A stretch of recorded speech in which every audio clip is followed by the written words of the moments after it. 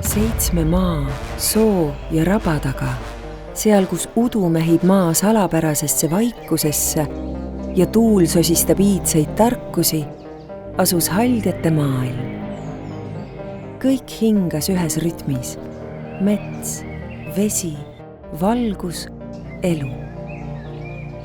Iga leht, veetilk ja valguskiir olid seotud igavikulises tantsus. Saatuse tahtel eksis sinna ühel päeval rändaja.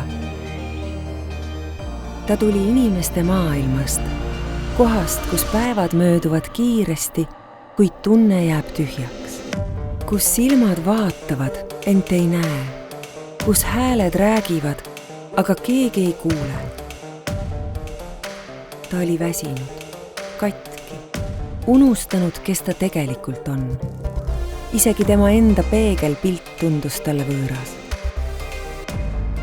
Haldjad leidsid ta külma ja nõrgana ning tõid ta enda juurde, sinna, kus elu oli vaikne, aga alati vankumatu ja harmooniline. Nad ei ravinud teda ainult taimedega, vaid ka puudutustega, mis tajusid südame iga sõnumit. Nad ravisid teda pilkudega, mis ulatusid kaugemale ajast ja ruumist, ja vaikusega, mis ei öelnud sõnu, aga kõneles kõigest. Kui rändaja viimaks silmad avas, hakkas ta rääkima. Haldjad kuulasid tähelepanelikult. Ta rääkis maailmast, kus inimesed olid ehitanud endale nähtamatud müürid, kartes eksida, kartes tunda, kartes peatuda ja puhata. Ta rääkis 1000 südameist, mis olid lukustatud, hingede hingustest, mis olid vaikinud, unustanud oma sisemise jõu.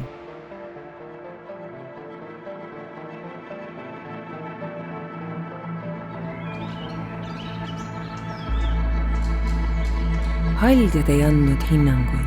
Nad ei lausunud ühtegi sõna, aga rändaja tundis, et ta on lõpuks nähtud armastuses. Nad ulatasid talle korvitäie taimeväge ja kinkisid ehte. See on sulle meenutuseks, ütles üks neist, vaadates teda sügava mõistmise pilguga. Et sa ei unustaks iial, et oled oma elu looja.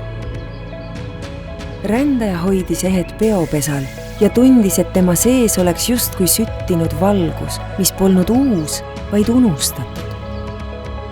Ta vaikis. Midagi tema sees oli muutunud, kuid sõnu selle jaoks veel ei olnud. Haldjad ei survestanud teda, nad lihtsalt olid, vaikuses ja kohalolus. Üks haldjas sosistas. Kui sa eksid, vaata sissepoole, mitte väljapoole. Siis vaikse hingerahu ja aimdusega, et midagi suurt on ees ootamas, tõusis rändaja. Kandes endas ürgset tarkust, usaldas ta oma järgmiseid samme. Ja nii jätkas rändaja oma teekonda. Tuli torm ja tuli päike. Ta nägi kõrbe ja merd, armastust ja kaotust, uue elu sündi ja koges surmavaikust. Iga kord, kui ta seisis silmitsi pimedusega, hoidis ta haldjate kingitud ehet ja luges sõnumit, mis alati tema jaoks säras. Sinna oli kirjutatud vägi sinus eneses.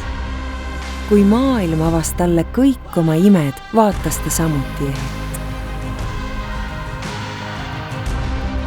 Ja igal sammul, igas hetkes, igas kogemuses avanes talle aina sügavam teadmine.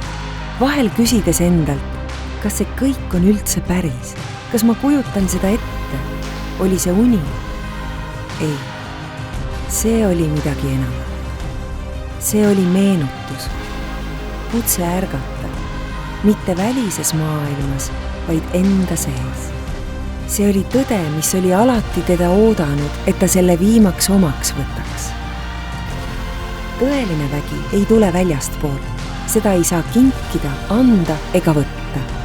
See on juba sinus, iga raku sügavuses, tugevam kui ükski elutorm. Selline teadmine äratab elule. See avab südame ja paneb kuulma ka kõige vaiksemaid hingesosinaid. mis kutsuvad sind oma tõelise olemuse poole. On aeg. Kas oled valmis meenutama, kes sa tegelikult oled?